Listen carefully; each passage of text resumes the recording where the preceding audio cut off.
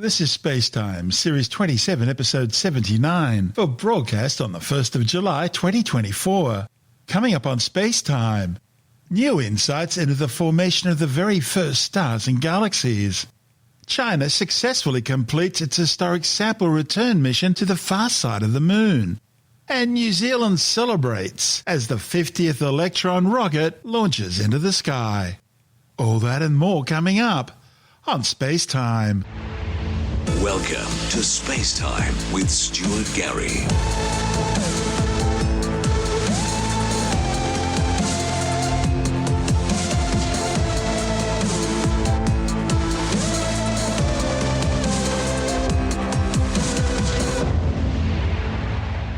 Astronomers have discovered star clusters in an ancient galaxy dating back to near the dawn of time. And these clusters are thought to have been some of the seeds for the very first globular star clusters to have formed in the cosmos.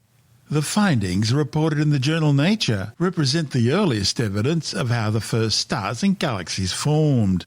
The stellar clusters were detected using gravitational lensing. Gravitational lensing uses the mass of a foreground galaxy in order to bend and magnify the light coming from a more distant background object.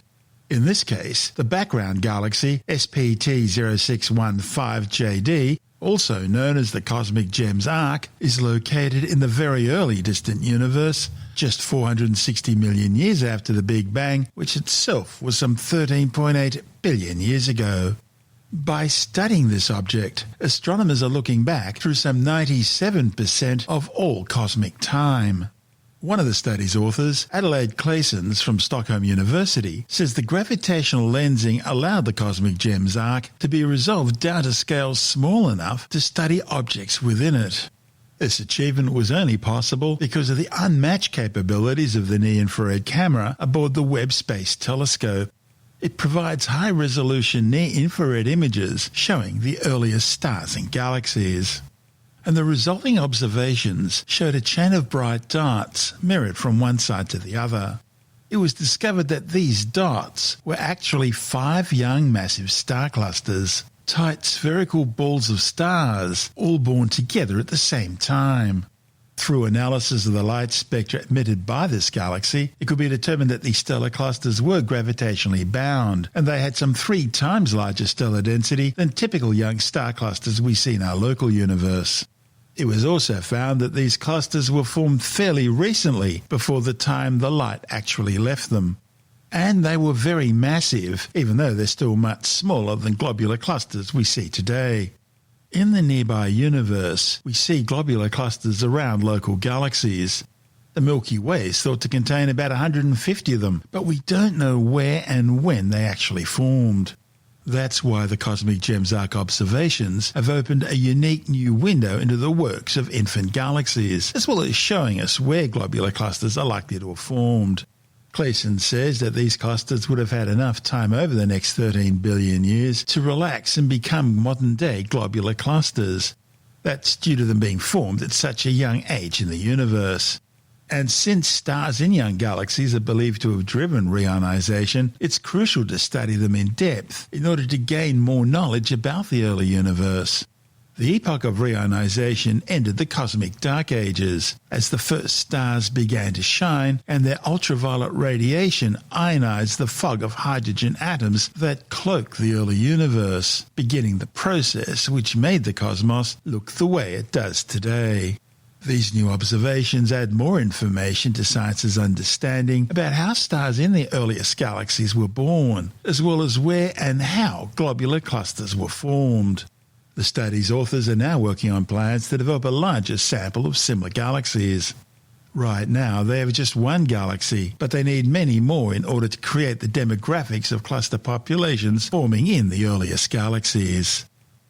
This is Space Time.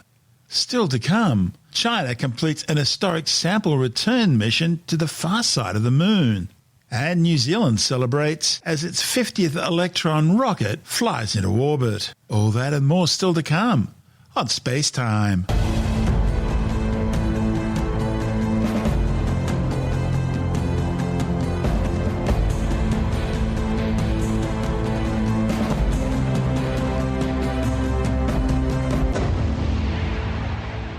China's Chang'e 6 mission has concluded successfully with the return to Earth of the first samples taken from the lunar far side. The re-entry capsule of the technically complex 53-day mission landed in Inner Mongolia carrying its samples of regolith, soil and rocks from the side of the moon facing away from Earth. The Chang'e 6 mission blasted off from China's Henan Island Space Center on May the 3rd, targeting the moon's immense South Pole Aitken Basin, the largest known impact basin in the solar system. The lander and rover touched down on the lunar far side back on June the 1st. The robotic spacecraft then scooped and drilled some 1,935.3 grams of regolith from the lunar surface. The material was then placed into an ascender module, which carried the samples back into lunar orbit on June the 3rd, docking with the lunar orbiter module on June the 6th, and transferring the samples to an atmospheric re-entry module for the return journey to Earth. During this return journey, the mission's lunar lander and rover continued undertaking scientific experiments on the moon's surface. The lunar far side is poorly understood. It holds great research promise because of its rugged features, which are less smoothed over by ancient lava flows than those on the near side of the moon, where all previous lunar samples have come from. The samples will allow scientists here on Earth to better understand how the moon formed and how it evolved over time. Based on the geological characteristics of the probe's landing site, scientists believe that the returned surface samples will consist of 2.5-million-year-old volcanic rocks, combined with small amounts of material generated from nearby meteor strikes. There's also the possibility that more distant impacts will be found in the samples as well. There are significant differences between the far side and the near side of the moon, especially in terms of crustal thickness, volcanic activity, and composition. Chang'e 6's samples are expected to answer one of the most fundamental questions about lunar science research: what geological activities are responsible for the differences between the two sides. Beijing has poured huge resources into its ever-expanding space program. It now has its own manned orbital space station, it's now successfully carried out 2 sample return missions to the lunar surface, and it's advanced in its planning for a sample return mission to the red planet Mars. That's expected to launch within the next 4 years, possibly beating plans by the Americans and Europeans who are working on their own Martian sample return project. And Beijing's ambitious space plans don't end there. Works also will advance in the planning of a new manned outpost to be constructed on the moon's south pole. Project will see the first taikonauts landing on the lunar surface by 2030. And the outpost will be a joint project between Beijing and Moscow. This is Space Time. Still to come, Rocket Lab successfully launches its 50th Electron rocket, and later in the Science Report, a spectacular new species of horned ceratopsian dinosaur unveiled in Utah. All that and more still to come on Space Time.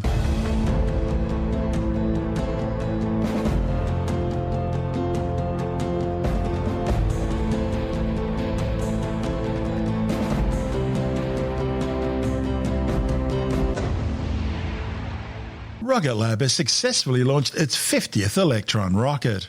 The milestone mission comes just 7 years after the first Electron launch back in May 2017. It was 7 years ago that our very first Electron rocket was ready on the pad at Rocket Lab Launch Complex 1, waiting to make its debut launch to space. Now, Electron has been a record-breaking rocket since its debut by being the world's first carbon composite orbital rocket, as well as the first rocket powered by 3D printed engines and electric pumps instead of traditional gas turbines. And with this 50th liftoff, we are set to break another record because Electron has reached 50 launches faster than any other commercially developed rocket in history. When our first Electron flight, dubbed It's a Test, launched in May 2017, we had a team of only around 150 people. But today our team is closer to 2,000 people, and they're based across the US, New Zealand and Canada, working on Electron, working on HASTE, working on Neutron, as well as our various space systems and space component programs. So it seemed like a good time to catch up with some of the folks who've been with us throughout that rapid evolution. Not only to hear about what that first launch felt like, but also what has changed since. I've been on console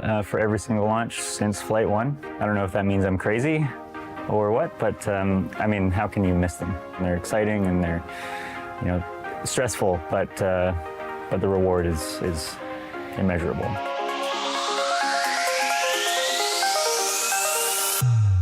For the first launch of Electron, my role was centered at the launch site, running the countdown for the local team, all from a very makeshift mission control room down at the launch site. It was essentially a 40-foot sea container and was quite intense. There was always things you could predict that could go wrong, and then there was always something that you couldn't quite predict that came out of nowhere.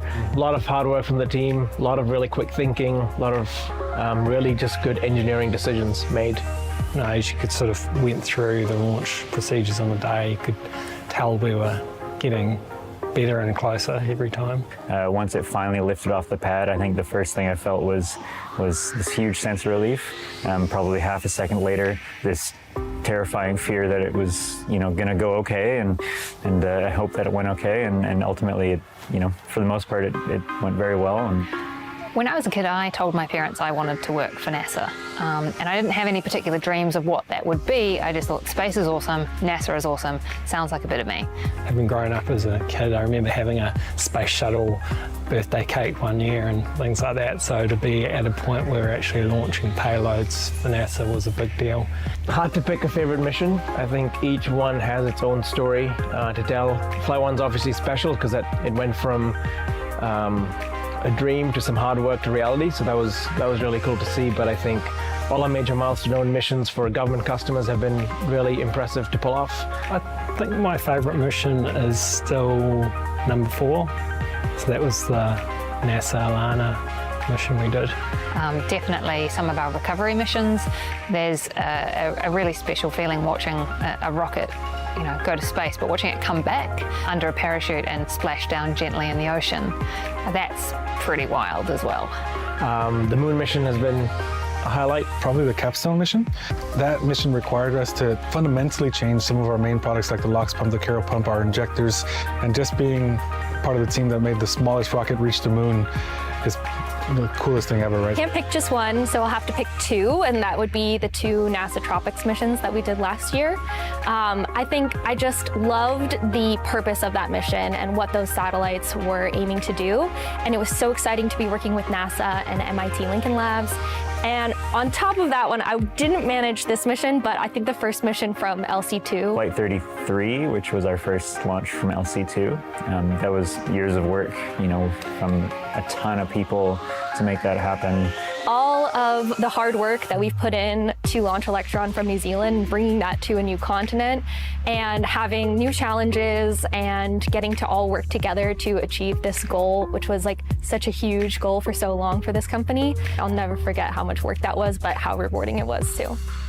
I think my favorite mission name's got to probably be Baby Come Back, mostly because it got stuck in my head the entire time we were doing that launch campaign. Baby come back.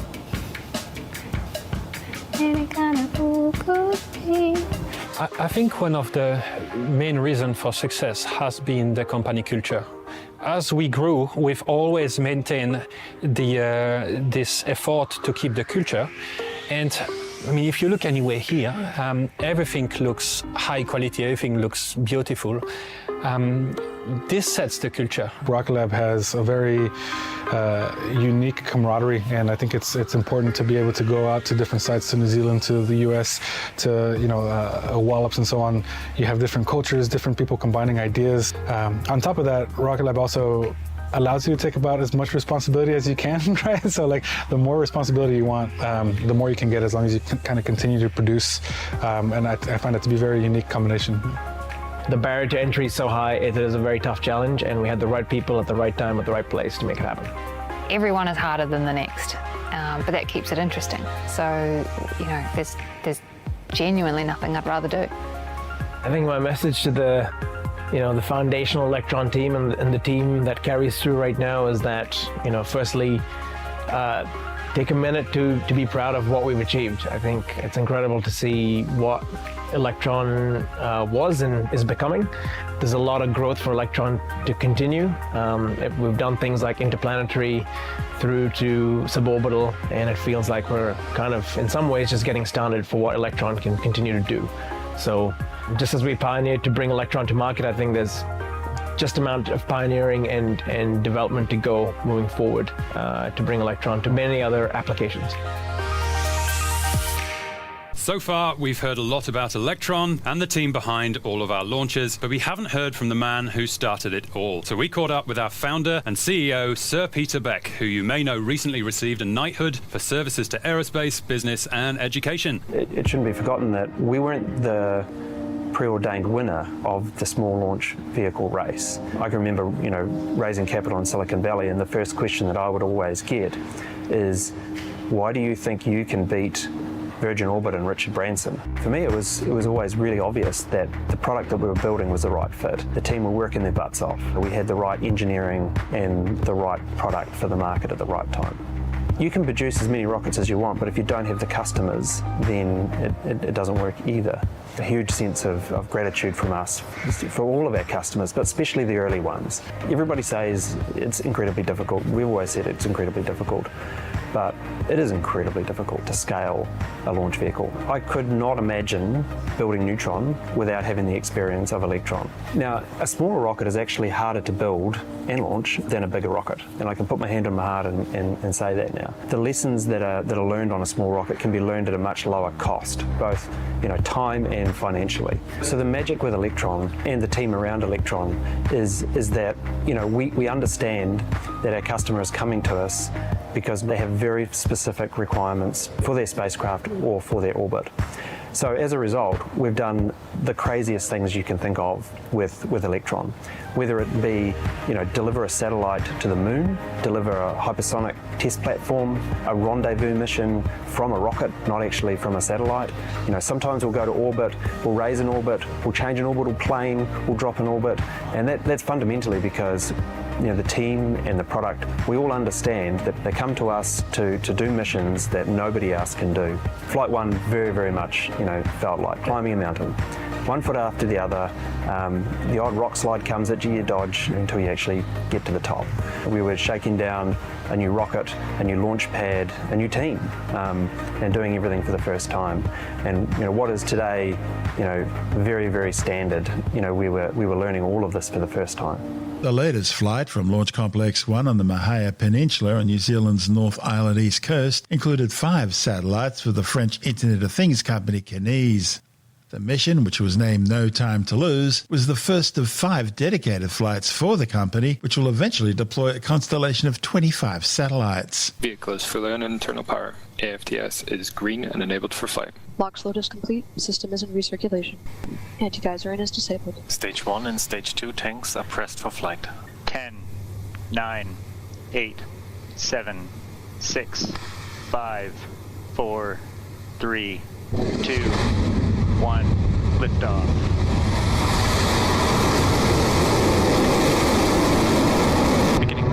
Stage 1 We are on our way to space. Our 50th Electron rocket has taken flight and is headed to orbit carrying 5 satellites for Kinéis. Now up next you will hear the call out for Max-Q, or maximum aerodynamic pressure, which is the point in flight when Electron experiences peak structural loads. The GNC operator on console will give us the call that Max-Q is approaching, and then we'll listen out for confirmation of that. Max-Q. Cleared Max-Q.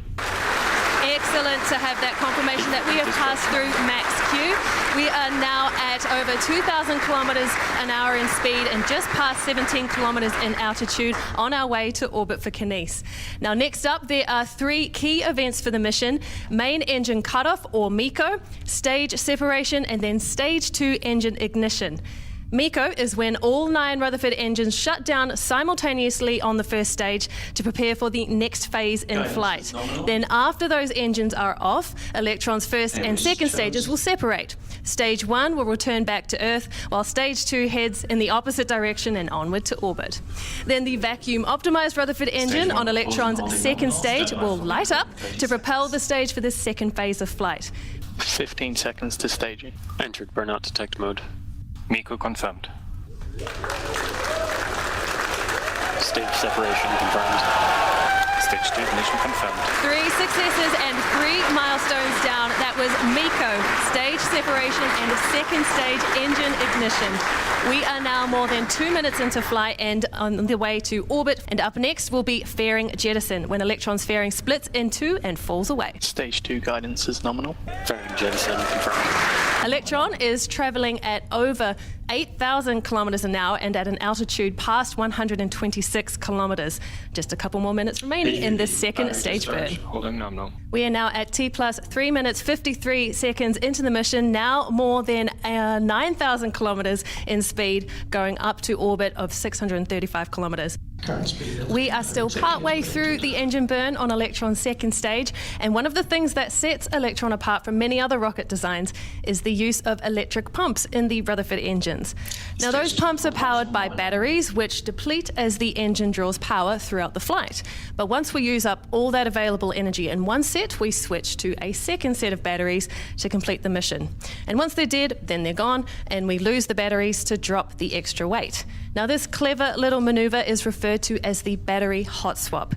Keep an eye on your screen to see those shiny silver batteries eject and fall away, and we should hear the call come from Mission Control soon. HVB battery discharge nominal, approaching hot swap in roughly 30 seconds. Throttling down. Battery jettison confirmed. Guidance is nominal, 150 seconds remaining. The mission is continuing nominally at more than 16,000 kilometres an hour and now past 204 kilometres in altitude. And up next, we will have the final phase of Stage 2 flight, including SECO, or second engine cutoff, which is then followed by kick stage separation. And this is where the kick stage, which is carrying Kinesis satellites, separates from Electron's second stage. It is now T plus 8 minutes 22 seconds into the mission, and we are fast approaching second engine cutoff. SECO confirmed. Stage 3 separation confirmed. Nominal transfer. Great news there from Mission Control. The second stage engine has now shut down and the kick stage has separated. And that means Kinesis satellites are on the kick stage for a coast phase around Earth. Now, once it has looped back around, the 3D printed Curie engine on the kick stage will ignite twice to complete some final positioning maneuvers before the 5 satellites are deployed to their 653-kilometre circular orbit. All 5 of these first clade of satellites were successfully deployed. This mission comes at a busy time for Rocket Lab, which is developing its new, larger reusable neutron rocket. That's slated to fly from the company's new Wallops Island launch complex on the Virginian mid-Atlantic coast sometime later next year. Rocket Lab's also continuing with tests to capture and reuse Electron rocket boosters. And the company is preparing for multiple upcoming missions for American agencies, including the National Reconnaissance Office and the US Space Force. And there's even an interplanetary mission to Mars aboard Blue Origin's New Glenn rocket. All in all, not a bad effort for our Kiwi cousins. This is Space Time.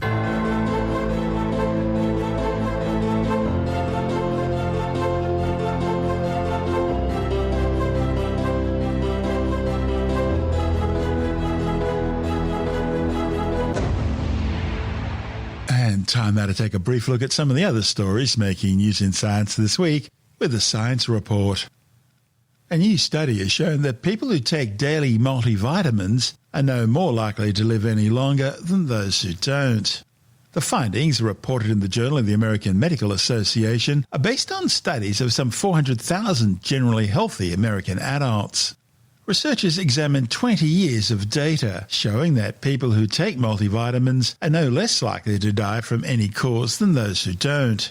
In fact, multivitamins were actually associated with a 4% higher mortality risk, although that could be due to people with minor age-related health issues being more likely to take them. An accompanying editorial on the research highlighted that while multivitamins may have other benefits beyond preventing death, the study supports evidence that food should be the key focus of nutrition interventions. New research suggests that dairy isn't the only food that's good for bone health. It seems prunes may also protect bone structure and strength, especially in postmenopausal women. The findings, reported in the journal Osteoporosis International, suggest that daily prune consumption slows the progression of age-related bone loss and reduces the risk of fracture. Accelerated bone loss can lead to osteoporosis, a disease where bones become less dense, making them weaker and at greater risk of fracture. Prunes contain bioactive compounds like polyphenols, and it's thought they may blunt the inflammatory pathways that lead to bone loss. The authors conducted a 12-month randomized control trial involving 235 postmenopausal women. The participants were assigned to one of three groups: a control group who took no prunes, a group which took 50 grams or 4 to 6 prunes daily, and a group which took 100 grams, that's 10 to 12 prunes daily. Every 6 months, the subjects were assessed using a peripheral quantitative computer tomography scan, which allows for cross-sectional imaging to measure bone mass density, geometry and strength. Over the course of a year, the authors found bone mass density and strength in the control group did decrease. But in contrast, those who ate at least 4 to 6 prunes daily maintained bone density, structure and strength. While women in both prune groups saw benefits, 4 to 6 prunes a day seemed to be more feasible in terms of a dose than those in the 100-gram prune group, because they seemed to drop out of the study at a higher rate, mainly because they got bored with incorporating so many prunes into their daily diet. The funding for the study came from the California Prune Board. Paleontologists have unveiled a remarkable new species of horned ceratopsian dinosaur at the Natural History Museum of Utah. Named Lokiceratops ranchiformis, the newly described herbivore was excavated from the famous Badlands of northern Montana in 2019. Dating back some 78 million years, Lokiceratops was some 6.7 metres long and weighed more than 5 tonnes. Paleontologists believe that roamed the local swamps and floodplains at least 12 million years before the arrival of its larger, more famous cousin, Triceratops. A report in the journal PeerJ claims this behemoth possessed several unique features. These included huge curving blade-like horns on the back of the frill, the largest ever found on any horned dinosaur. There was also a distinct asymmetrical spike in the middle of the frill and the complete absence of a nose horn. New research suggests that if your employer or prospective employer wants you to undertake a personality test for your job, well, it's probably a good warning sign that it might not necessarily be the best job to go for. It seems employers are increasingly turning to personality tests for leadership development, promotion decisions, and hiring. The problem is these tests are generally considered to be pseudoscience by psychologists. Tim Mendham from Australian Skeptics says that means the problem is with the people administering them. There's a lot of personality tests out there, and most of them are so superficial and don't make any allowance for nuances of personality and context and a whole range of variables that affect us mere humans, that they're not only less than useful, they actually can be dangerous because they characterise stereotype people into certain characters and then say, you are going to be right for this job, you are going to be wrong for that job, you are going to work well in this group, you're not going to work well in that group, etc., etc. Now, most of these personality tests, the vast majority, I would suggest, are based on categorising people according to a few select categories. And in the same way as astrology characterises you by 12 star signs, these personality tests will assess you according to 4 or 6 or whatever character types, which is basically, are you an angry person, are you a calm person, are you inventive, are you proactive, reactive, whatever. And the trouble is, people's personalities are quite complex and varied. They can be varied at different times in different places with different people, etc. So to say depending whether you're a morning person or a night person? I presume so as well, all sorts of things, although that might also be a physical reaction to sort of stimuli. I'd like to think it is. Yeah. Yeah. The problem is to categorise people according to 4 or 6 or so different categories. And one of the earliest, or one of the most famous, is the Myers-Briggs system, which is developed by a mother and a daughter, and they were basically putting you in, I think it was 4 categories. The joke is that, like astrology, which has different categories of personality, etc., according to star sign, you can be close to another star sign, but you're still classified as a particular one. It's just too dogmatic to say you are this or you are that. Now, these days, the personality tests tend to be a bit more open to say you are partially this, but you've got that as well. You've got a main characteristic with a secondary characteristic, which again is like astrology, which has your primary sort of star signs and your things rising, etc. We know astrology is a load of bunkum, but these personality tests, have they shown any scientific validity at all? No. Well, that's... They've shown validity to people who believe in them, and that's part of the problem. There are some which are more accurate than others. There's one called the 5-factor model, or the Big Five, and that has been tested a lot. So that's gone through a bit more scientific testing, and there's some issues there. It's fairly well validated, but it doesn't force people into a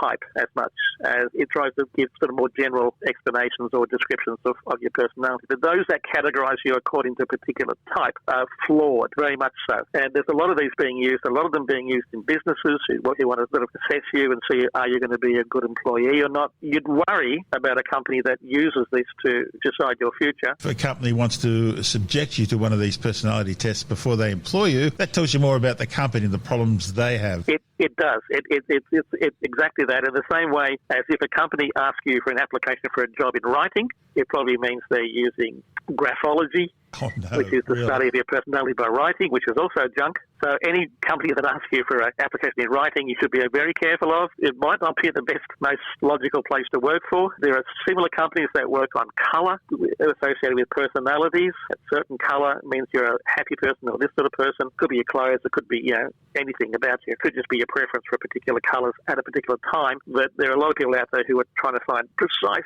tiny variations of the reaction that people have to colours. And that's equally sort of dodgy. So there's a lot of things out there that are sort of personality testing that are really unscientific, and you've got to be very careful of them. But that means a lot of management are convinced by them. Some consultant comes along and says, I can help you sort out your employees or your members of a club or whatever. And it's very simply done. It's very scientific, they'd say, in quote. And really, you've got to be very careful of these things. And I think in some of them, you've got to be totally fake. No, they don't work. That's Tim Mendham from Australian Skeptics.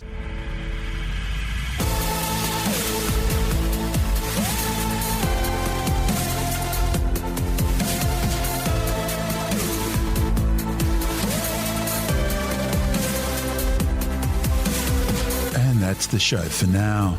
Spacetime is available every Monday, Wednesday and Friday through Apple Podcasts, iTunes, Stitcher, Google Podcast, Pocket Casts, Spotify, Acast, Amazon Music, Bytes.com, SoundCloud, YouTube, your favourite podcast download provider, and from spacetimewithstuartgary.com. Spacetime's also broadcast through the National Science Foundation on Science Zone Radio and on both iHeartRadio and TuneIn Radio. And you can help to support our show by visiting the Spacetime store for a range of promotional merchandising goodies, or by becoming a Spacetime patron, which gives you access to triple-episode commercial-free versions of the show, as well as lots of bonus audio content which doesn't go to air, access to our exclusive Facebook group, and other rewards. Just go to spacetimewithstuartgary.com for full details. And if you want more space time, please check out our blog, where you'll find all the stuff we couldn't fit in the show, as well as heaps of images, news stories, loads of videos, and things on the web I find interesting or amusing. Just go to spacetimewithstuartgary.tumblr.com. That's all one word, and that's Tumblr without the E. You can also follow us through @StuartGary on Twitter, @SpaceTimeWithStuartGary on Instagram, through our Spacetime YouTube channel, and on Facebook, just go to facebook.com/Spacetime with Stuart Gary. You've been listening to Spacetime with Stuart Gary. This has been another quality podcast production from Bytes.com.